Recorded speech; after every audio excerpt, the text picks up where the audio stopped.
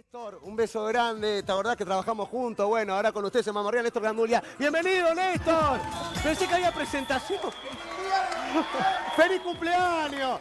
¡Que lo cumpla feliz!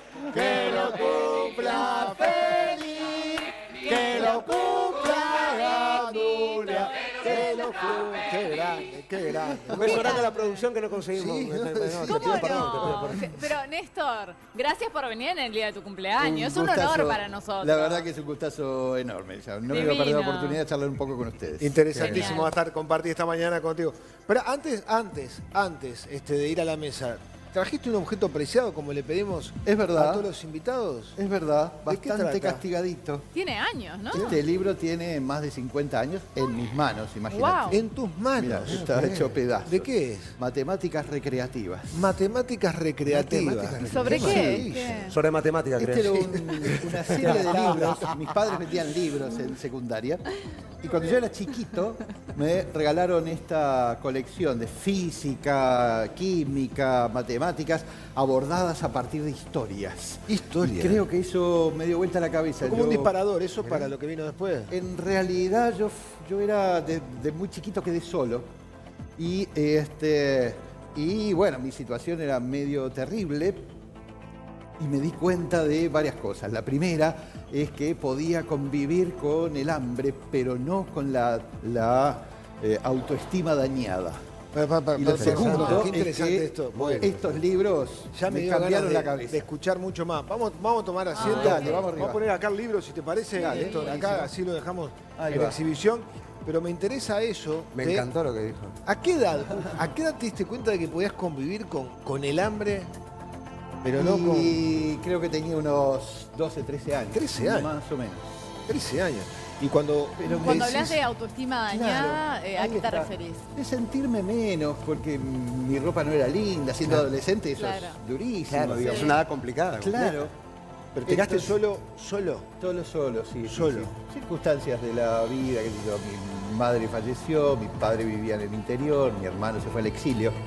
¿Y criado por quién? Y bueno, me dio ahí a los tropezones, como pude. Como digamos. pude.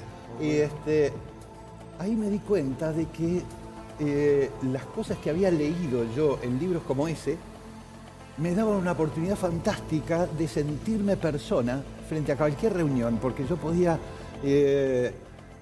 hablar de problemas de física o podía explicar cómo funciona una pila atómica. El conocimiento. O, ¿no? o citar frases de Shakespeare o de Gandhi, digamos, y eso hacía que la gente me mirara de una manera completamente diferente. Te sentías importante. Claro, y eso, bueno, pues transformó mi vida por completo, porque lo primero que me di cuenta en aquella época era que para robar era demasiado cobarde, salía mal, Claro, espantoso, claro. entonces tenía que buscar otra ¿Lo cosa. intentaste? Y intenté, pero lo único que pude robar toda mi vida fueron justamente libros. digamos. Bueno, bien. Ay, Y, Hay que robar el conocimiento, siempre hay que robar. Totalmente. Entonces, el conocimiento siempre fue para mí una herramienta de supervivencia. Y me encanta poder decir esas cosas en estas épocas en que parece que estaba menos de moda, digamos, leer, sobre todo para las generaciones más jóvenes. Igual es, claro. Igual Perdón, sí me que es quiero- una me quiero instalar herramienta verdaderamente poderosa, digamos, a la hora de hacerse un lugar de dignidad en una sociedad que cada vez tiene menos lugares de dignidad. Y totalmente que la dignidad lo da esto, ¿no? La cultura sin ninguna Sí, duda, sí, ¿no? yo Sin creo ninguna que duda. sí. Digo, más allá que a Es veces... lo único que nadie te puede robar. Nadie te lo puede mientras- robar, totalmente. Porque uno dice, bueno, el que tiene más económicamente o menos, no. Exacto. Esta es la riqueza más grande que uno puede alimentar, ¿no? No, y La sentirse cabeza. acompañado, ¿no? Por un libro, porque una de las cosas que surgió en la pandemia es que las librerías vendieron muy bien, según estadísticas y es demás. verdad. Entonces la gente Bueno, algo recurrió bueno tenía que tener. a los libros también para sentirse acompañado, para aportar conocimiento en este tiempo libre que muchos tuvieron, ¿no? Totalmente, yo me volví un lector obsesivo, imagínate, caminaba por la calle leyendo. Y era algo asombroso, me encerraban, trabajaba de mandadero en una farmacia en la Curva Maroña, la farmacia Cipitría, y me escondía en el baño a leer, como loco. Leí un libro tras otro, casi todo lo imaginable, digamos. ¿no? Es una Notable, adicción. qué notable. Eso Ahí es usamos una los libros. adicción, digamos, Ahí una está. adicción linda. Sí, ¿no? claro. Mirá qué linda Sana. imagen del libro. Bueno, hay tanto para... tu incursión en el programa ya generó un disparador para preguntar un montón de cosas, ¿no? Interesante, porque esas dificultades no impidieron formarte, por lo que acabas de decir, esa inquietud, ¿no? De querer saber, de querer incorporar conocimientos, que te llevaron, bueno, por ejemplo, entre otras cosas, a tener un máster en educación popular. A mí me encantaría saber qué es la educación popular, ¿no? ¿A dónde apunta? De acuerdo. Sintéticamente, porque también queremos escuchar las historias, ¿no? Narrar por vos como nadie. Yo vine para eso. ¿Qué es la educación Muy bien. popular? Bueno, la educación popular es una corriente de pensamiento, pero también una disciplina, inaugurada por Pablo Freire ya por los años 50 y 60, un pedagogo brasileño que encontró a través del esfuerzo por enseñar a leer a poblaciones no alfabetizadas del Brasil, en barrios obreros, generó toda una manera de concebir la educación como una actividad liberadora, digamos, que le permitiera a las personas no solo aprender a leer, sino también crecer en la capacidad de leer críticamente su propia situación y saber cómo transformarla. Y eso fue una corriente muy fuerte, digamos, a la que yo mismo me sumé en los años 80, trabajando en apoyo a organizaciones sociales y a barrios en situaciones muy difíciles, y ayudando a través de esa metodología a que se organizaran, mejoraran sus condiciones de vida, etc. La primera vez que escucho igual educación popular. Sí, por eso quería profundizar un poco más al respecto, pero bueno, vamos quedó, a alguna quedó historia. Claro. Que me encanta Día porque gris. aparte estamos, Día eso gris. iba a decir, ¿no? Día gris, lluvia, tormenta, se pronostica así los próximos días. Basta, me asusta. Qué mejor que hablar de historias así y narradas Buenísimo. por el mejor, que sos vos. Buenísimo. Yo buenísimo. sueño después, chicos, les pido por favor. Me gustaría capaz que alguna historia, ¿hay alguna historia de verano, no? Porque estamos en verano, esas historias de verano que te hayan quedado. Uy, te hablaría montones, digamos, sobre el verano mismo y lo que significa para muchas culturas, pero la primera cosa que se me ocurre es, una historia que tiene que ver justamente con el tema al que le hemos estado dedicando y le vamos a dedicar también la semana próxima, justamente por ser veraniega. Estamos haciendo actividades al aire libre, conversaciones a cielo abierto sobre temas específicos, digamos. Y el primer tema que estamos abordando en este año es el de botijas de leyenda. Botijas de leyenda. Ahí va. Y se me hace muy difícil hablar de chiquilines sin acordarme de lo que es la devoción más importante de toda la gente de la campaña en el Uruguay, también en el sur de Brasil, el litoral argentino.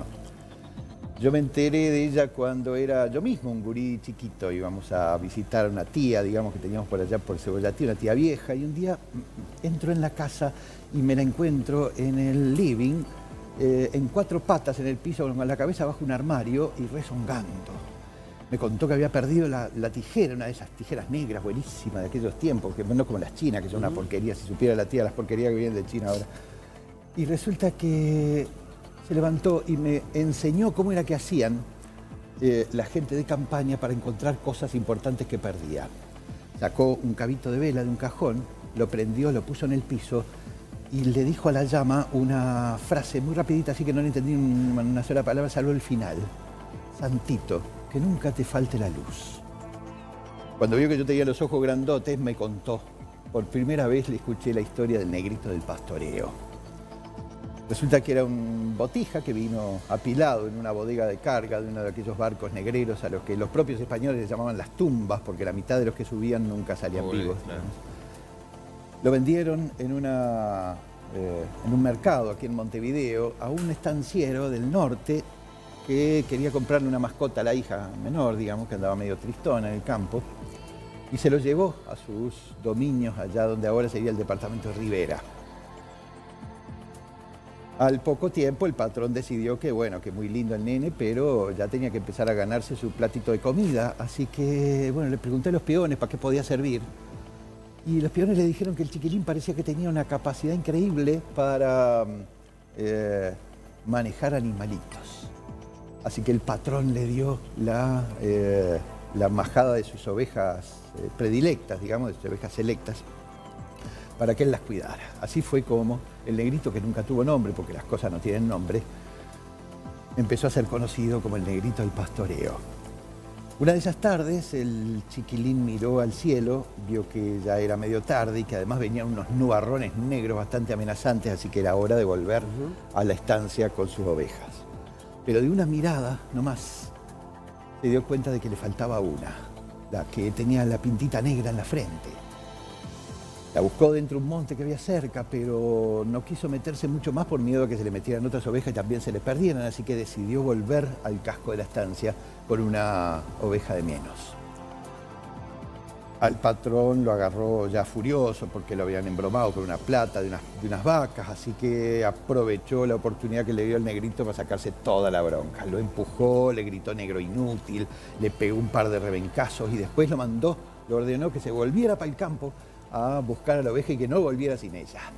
El chiquilín trató de explicarle que no, que era de noche, que hacía un frío espantoso, que iba a llover, que no iba a encontrar nada. Y el patrón manoteó un cabo de vela que traía la hija en la mano y se lo tiró al chiquilín y le dijo: toma, ahí tenés para que te alumbres, volvé para el campo y no vuelvas más sin la oveja. Sobre cómo termina la historia hay varias versiones. En el Brasil, por ejemplo, se dice que al otro día volvió a las casas el chiquilín derrotado porque no había encontrado a la ovejita, y esta vez la paliza fue tan grande que lo dejaron tirado al lado de un tacurú para que se lo comieran las hormigas. Pero la versión que más me gusta es la que se cuenta acá, la que dice que sí encontró a su ovejita, que la levantó en los brazos y jamás volvió al casco de la estancia, que ahora, hasta el día de hoy, anda por el campo con su oveja en brazos, ayudando a las familias rurales a encontrar las cosas valiosas que ha perdido. Y vaya si son gente que ha perdido cosas valiosas, ¿no? Ay, qué lindo. Qué interesante, ¿eh? Tremenda historia, Qué Néstor. lindo. Pero te metes en la Te historia. mete en la Te metes historia. en la Ya estaba historia eso, te mete en la historia, y todas maravilloso. con un mensaje especial, además.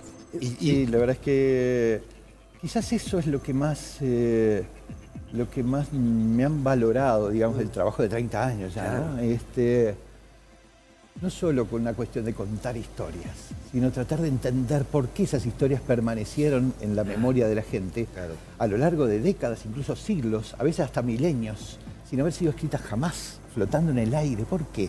Y esa es mi tarea como psicólogo social, comprender esa historia. Mucha gente se piensa que yo soy una especie de chamán indígena o de parapsicólogo, digamos. No todas terminan bien, ¿no? También. No, la mayoría, hay algunas que tienen, muchas veces hasta no. son aterradoras. Pero la gente tiene esa capacidad increíble de transformar las cosas terribles que han sucedido en aprendizajes valiosos, digamos, que transforman las tragedias en cosas hermosas. Tenemos más historias, Néstor, en su cumpleaños, en esta semana, en esta segunda quincena lluviosa que se espera. Qué mejor que estar como en un fogón ficticio. Acá estamos en la mesa, de sobremesa, Fogón, hace un escuchando poco de calor para fogón. historias. Yo capaz un aire acondicionado te pongo. Aire acondicionado ficticio, hacemos una juntada. Los con el aire ventiladores. El acondicionado. fogón puede servir para cocinar también, para Claro. reunir a la gente. El fuego ya El fuego de siempre por sí fue el fuego un lugar de es reunión. es el y lugar de reunión de Claro, tiempos y de ancestrales. protegerse mutuamente, de la Totalmente. época en que la noche siempre se implicaba peligros. Y Claro. encontrarse la gente alrededor de un fuego era la luz. un sentimiento especial. ¿Y tenés alguna historia hablando de fogones, sobre juntada de fogón? Uy, pero esa es la mayor parte. Yo en realidad empecé a interesarme en estas historias en fogones de campaña. Yo les contaba hace un rato que cuando yo era chico mi padre vivía afuera, a las afueras de Lascano, en el norte de Rocha. Y mi pasión era ir a verlo una vez al año y quedarme unas semanas con él y colarme en las ruedas de los peones de noche. Cuando armaban fueguitos, se preparaban el mate y arrancaban las historias, y aquello era una delicia, pero una delicia especial, un sentimiento raro, como una mezcla de fascinación y miedo al mismo tiempo, como un miedo lindo.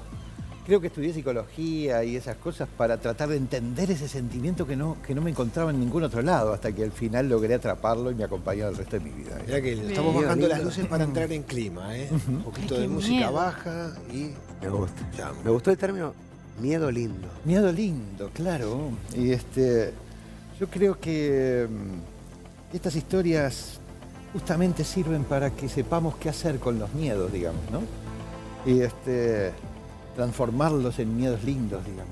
Y Me venía a la cabeza ahora una historia que escuché por primera vez en Buenos Aires. Me acuerdo del año 2001, porque me fui para allá con la intención de ver cómo las crisis durísimas de aquel tiempo en la Argentina, económica y social y política, impactaban las historias que la gente cuenta. Esa era mi cosita. Y ahí se me arrimó un señor que resultó ser un escritor bastante conocido, que me rogó que no revelara su nombre, que me dijo que vivía de toda su vida en una casa familiar de varias generaciones, una casa vieja, en el barrio de Montserrat, en el barrio del Tambor, le llaman. Y que por esos días había estado teniendo unos sueños muy inquietantes, en realidad bastante pesadillescos. Él soñaba repetidamente que se despertaba en su propia cama y se veía en la habitación rodeado de gente.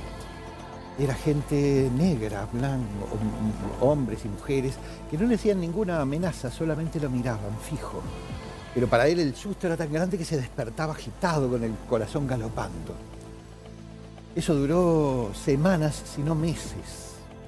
Pero en realidad su preocupación principal en ese tiempo era en realidad la salud de la madre. Él vivía con su madre y la mujer se quejaba, pobre, de unos dolores terribles en la espalda. Los médicos no habían dado con un tratamiento que funcionara. Así que el hombre, medio desesperado, empezó a escuchar con más atención las recomendaciones de una vecina del frente que le decía que por qué no llamaba a una señora, una curandera, una bruja, que parece que era muy querida, que tenía una mano bárbara para esas cosas. Perdido por perdido, el hombre la llamó y al otro día, a la tardecita, la mujer golpeó la puerta de la casa y cuando este muchacho la invitó a entrar, la mujer puso un pie dentro de la casa y quedó mirando hacia todos lados. Así. Lo miró el muchacho al dueño de casa y le dijo: «Usted no los ve, ¿verdad?» «No, ¿a quién?» A los negros viejos, a los pretos velos, ¿no los ve?» «No, pues están por todas partes. Mejor dígale a su mamá que pase por casa, que yo la atiendo con mucho gusto». Se fue, no volvió más. Es raro esto, los negros viejos. La extrañeza duró poco porque esa misma noche, tarde, digamos, en la madrugada, hubo agite en la casa de al lado. Ellos estaban medio acostumbrados que hubiera bochinche porque el marido era muy alcohólico y volvía a la casa muy tarde en la noche y ahí se armaban unas escenas de violencia con la mujer pobre, llevaba unas palizas horribles. Pero esa noche fue distinto. Parece que cuando el hombre volvió, digamos, a hacer otra escena de aquellas, la mujer lo estaba esperando con una cuchilla de cocina en la mano. Este muchacho pudo ver cómo la sacaban entre dos policías de la casa a la señora. El hombre por suerte había escapado, digamos. Por suerte o no sé. Pero la sacaron entre los dos y ella gritaba: «No fui yo, los negros me dijeron que lo hiciera». A este hombre le vino un sobresalto, demasiadas casualidades, digamos, los sueños, los pretos velos, la mujer de al lado. Pero la sorpresa terminó de cristalizar al otro día nomás. Lo llamó por teléfono un amigo también, escritor e historiador, digamos, escribía novelas históricas, y le dijo que se volviera, que se fuera, que dejara todo lo que estuviera haciendo y se fuera inmediatamente para la casa. Confiaba mucho en él, así que inmediatamente se trepó al auto, cruzó toda la ciudad y fue a dar a la casa del amigo que lo estaba esperando. Efectivamente, le abrió la puerta y le mostró una mesa donde tenía un libro muy grande, antiguo, abierto, digamos, y le dijo: «Lee». Era una página, digamos, sobre el proceso de abolición de la esclavitud en la Argentina, que decía que cuando se empezó a abolir la esclavitud, las familias libertas, que ya no eran esclavas, pero eran extremadamente pobres, nadie resolvió eso, tuvieron que irse de la ciudad, cruzaron el Sanjón y fundaron lo que después se llamó el barrio del Tambor y mucho tiempo después Montserrat, y que se habían organizado allí según las naciones de origen. Lo miró al amigo y le dijo: «Yo ya sabía esto, ¿qué más?». Seguí leyendo. Dio vuelta a la página y quedó estupefacto porque en la siguiente página había una foto de la puerta de su propia casa y una leyenda abajo que decía: en esta antigua casa del barrio de Montserrat funcionó durante muchos años la nación bantú. Allí tenemos, digamos. Este hombre me decía, desde entonces y hasta ahora, me empecé a interesar mucho más por lo que esta gente nos legó. En la Argentina hay una negación tremenda en relación con la gente negra y el modo en que fueron esclavos y después fueron usados en las guerras hasta prácticamente exterminarlos, por eso no hay tantos negros en Argentina. Este hombre empezó a valorar mucho más, digamos, el barrio en que nació, digamos, ese barrio del Tambor, que para él dejó de ser Montserrat y pasó a ser el barrio del Tambor, digamos, y empezó a entender muchas cosas que sucedían alrededor y que hasta entonces nunca nadie les había explicado. Y amigarse con ellas, Y amigarse lejos de con atormentarse, esas ¿no? presencias, digamos, en lugar de temerles. Así que estas historias, ya ves, ¿viste? Una y otra vez caemos en lo mismo, ¿no? Nunca son meramente historias para entretener y mucho menos para asustar. Son historias que justamente nos agarran nuestros miedos y nos dicen qué hacer con ellos. He escuchado muchas historias, ¿no? Perdón que, ojo Marcelo, que estás abierto, disculpame. No pasa nada, me contestó el director. Dale. Hay muchas historias de gente que fallece en un apartamento, en una casa, en un sitio, y como que no se van. Hay varias. De acá, de Uruguay. Muchísimas. De Uruguay. Pero Quiero una de Uruguay. claro, muchísimas las que pidas prácticamente. El hecho de que alguien se muera en una casa no justifica que necesariamente el lugar quede asombrado, como dicen en campaña, digamos una palabra que me encanta, porque habla de asombro también, no de sombra. Pero la mayoría de las veces, cuando eso sí sucede, tiene que ver con que algo quedó pendiente. Que no se puede ir. Claro, aquí nomás, Margarita y Sandra, creo que se llamaban, dos actrices que hacían una obra en el Teatro Circular, en la primera sala del Teatro Circular de Montevideo. En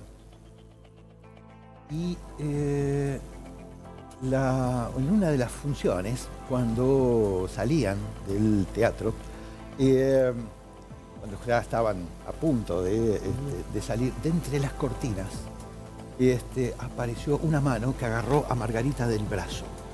Ella empezó a forcejear, digamos. Un hombre mayor, me lo describieron con mucha precisión, ¿eh? Un hombre mayor, alto, elegante, que agarraba a Margarita por el brazo.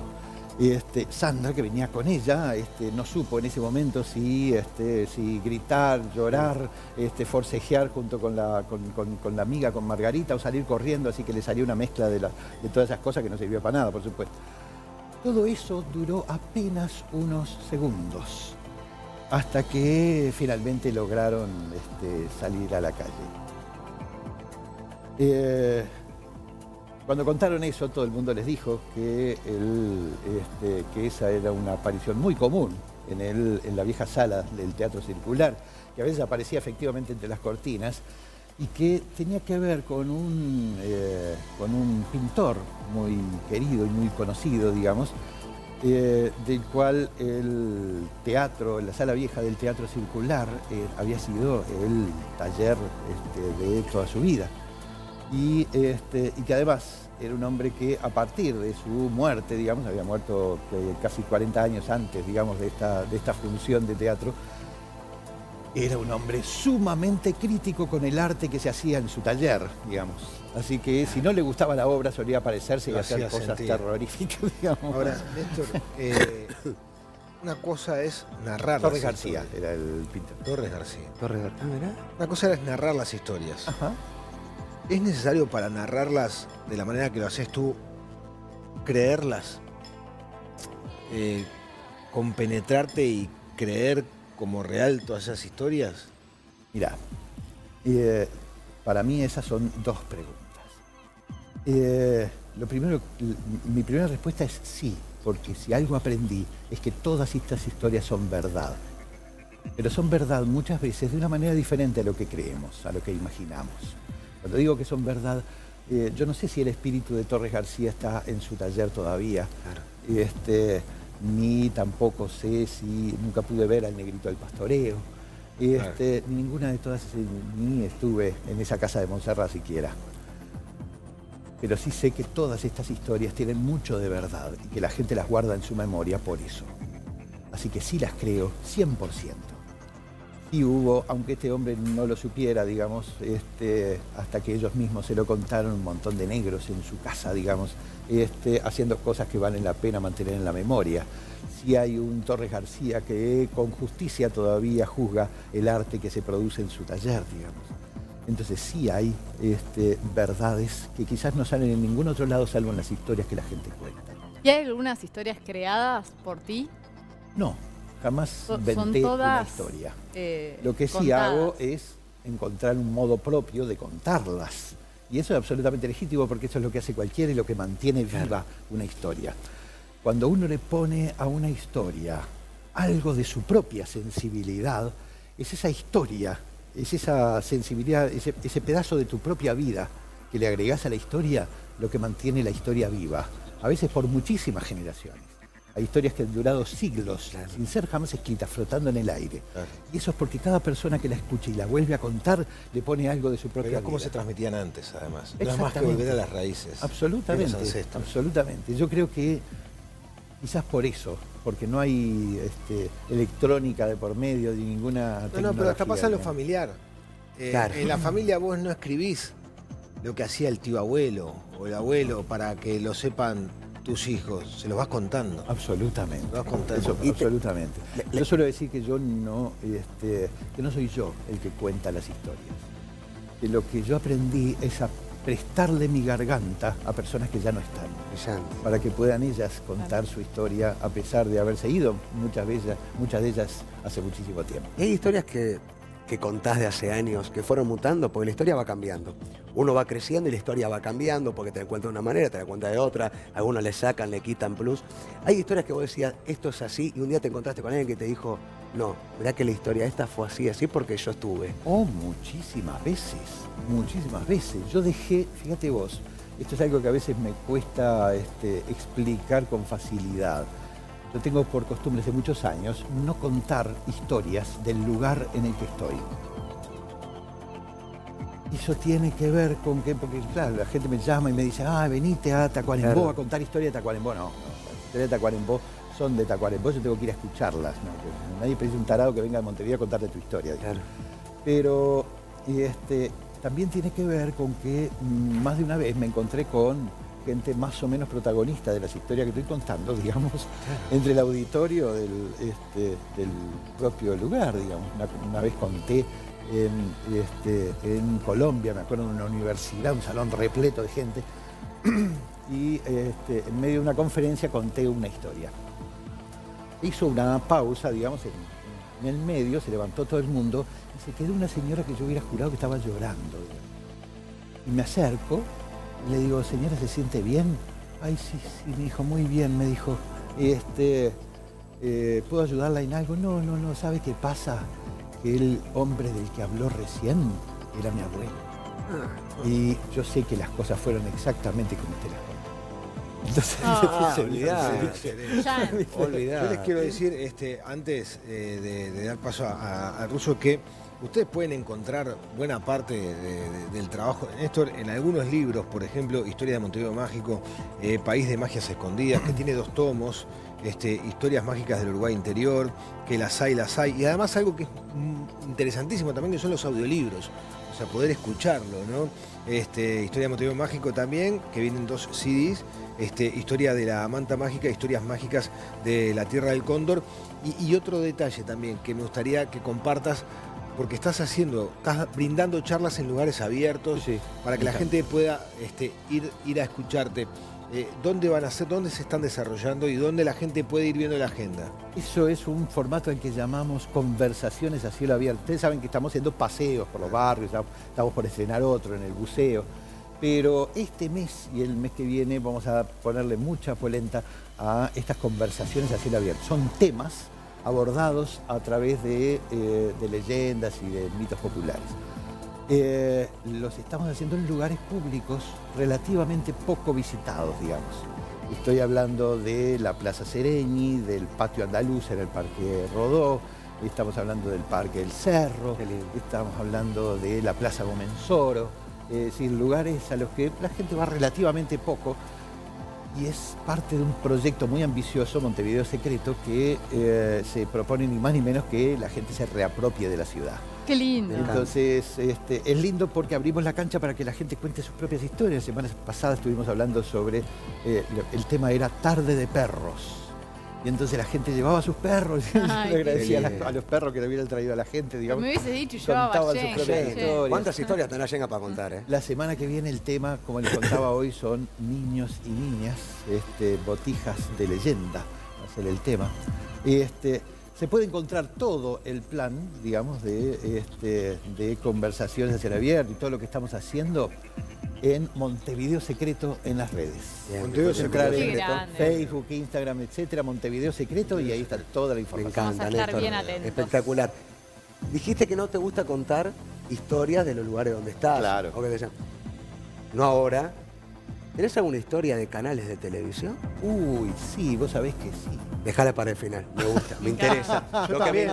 ¿Eh? Yo también. Vos tenés, sí, pero ojo, no se pueden contar las tuyas.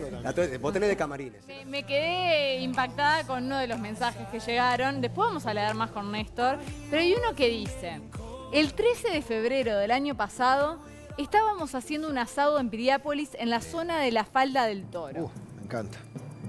En la oscuridad de la noche vimos sobre el cerro luces, pero luces de intensidad largas de auto. Eran alrededor de 10 y una roja, dice. Rotaban entre ellas y estuvieron 15 minutos aproximadamente sobre el cerro hasta que se apagaron por completo. Tuve que decir a mi hija pequeña que eran personas con linternas para que no sintiera miedo, pero a mí me dio mucha impresión, dice. Ahí estamos viendo. A esa altura del cerro es imposible que suban autos. Si se busca en YouTube, avistamientos en Piriápolis, un vecino grabó las luces. Saludos, Eugenia, que es lo que estamos Es viendo lo que ahí. estamos viendo, Néstor. Néstor. ¿Conocías estas historias o estos avistamientos allí en esa parte de Pues de Piriápolis? sí. Piriápolis, toda esa zona de Maldonado parece ser muy proclive para estas cosas. Yo nunca me ocupé en realidad del tema ovni, porque mi trabajo se centra en historias de tradición oral. Y los ovnis son una invención bastante reciente, no hay tradiciones orales sobre eso. Sí, uno podría recordar otro tipo de luces, digamos, las luces malas, que sí Las son luces malas. de tradición oral. ¿Cuáles son las luces malas? Y las luces malas son luces que aparecen en el campo de noche y que la gente respeta muchísimo. Son luces misteriosas que a menudo caminan junto con la gente. O el criollo que va en bicicleta volviendo a la casa de noche, digamos, y le sale una luz mala y lo acompaña una legua entera, por ejemplo. La gente suele decir que cuando esas luces son de color azul, son almas en pena. Gente que se fue pero no se pudo ir del todo porque dejó algo pendiente todavía sin poder hacer. Y están pidiendo ayuda a la gente viva para que le resuelva el asunto. Y cuando son de color blanco, dice la gente de la campaña que indican lugares donde hay entierros. Es decir, cosas muy valiosas enterradas, digamos, que en tiempos de conflictos, por ejemplo, se solían enterrar los objetos valiosos a la espera de que el conflicto pasara, pero muchas veces allí quedaban, digamos, porque la gente no volvía para buscar. Qué grande Néstor, ¿eh? ¿Cómo Impresionante. sabe? Le vamos a dar a Néstor después, porque sí, tiene que ver con lo que él hace, el mensaje que nos mandó Gabriela Pérez, que tiene que ver con una experiencia que ella vivió en Melilla. Mejor que lo cuente Néstor. Dale. Que lo cuente Néstor, que vamos a dártelo a leer. Capaz que ya lo conoces, capaz que no.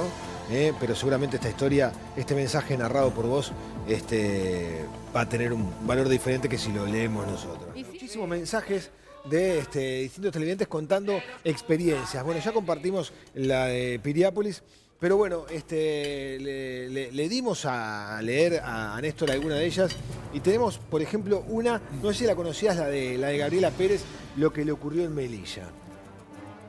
Pues contémoslo primero. Ella contaba que hace 35 años atrás era una niña y junto con su hermanito tuvieron que salir a hacer un mandado a un almacén. Vivía en Melilla. Imagino que no estaba por aquel tiempo demasiado alumbrada esa zona. Me imagino una noche de luna menguante, digamos, todo en penumbras. Ella venía caminando por el camino de la Redención cuando vio que su hermanito picaba adelante y salía corriendo como loco en una dirección que no parecía ser la del almacén. Ella se quedó mirando qué le habría pasado cuando vio que detrás de un eucaliptos parecía haber una mujer desnuda, increíblemente delgada hasta el espanto, que la miraba fijo.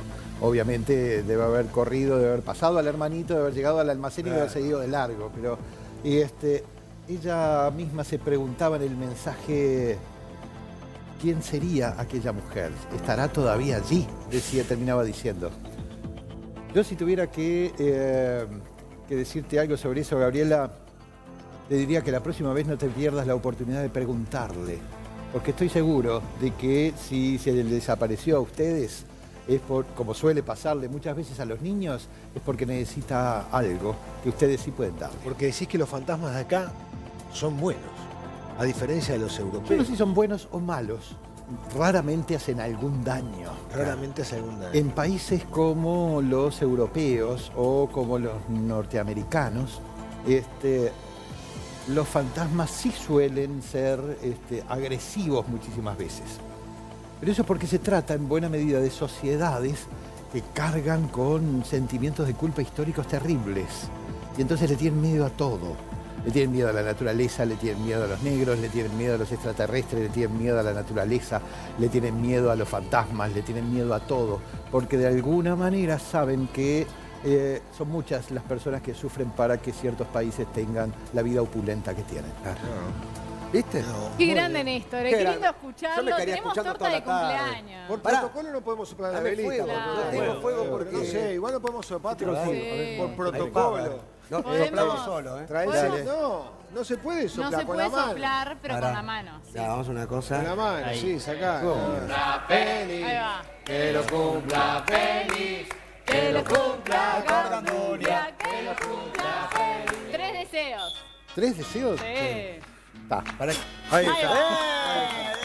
Bravo. Bueno, no sé, Te regalo, Néstor, muchas para horas de ahora. televisión. Dale, No sé si gracias. alguna vez festejaste tu cumpleaños en televisión. La pero verdad estás que no. acá, Yo sabía que tenía que venir igual. Muchísimas Gracias por venir, Un la verdad un gustazo placer, enorme, tu trabajo. enorme. Ya saben dónde buscarlo, lo dijimos, pero vamos a repetirlo. Estás con ese tipo de encuentros divinos. Montevideo Secreto, en Montevideo Facebook, Instagram, en todas las redes.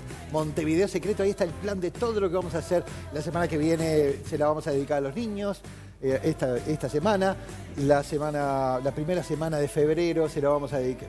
El tema es Historia Negra, el reencuentro con el verdadero aporte de la gente afro. grande. La siguiente, obvio, Leyendas de amor, amores que hicieron historia, porque Qué es lindo. la semana del San Día de los Valentín. Enamorados de Claro. Valentín. Muy bien. Gracias, Néstor. Néstor. Un placer.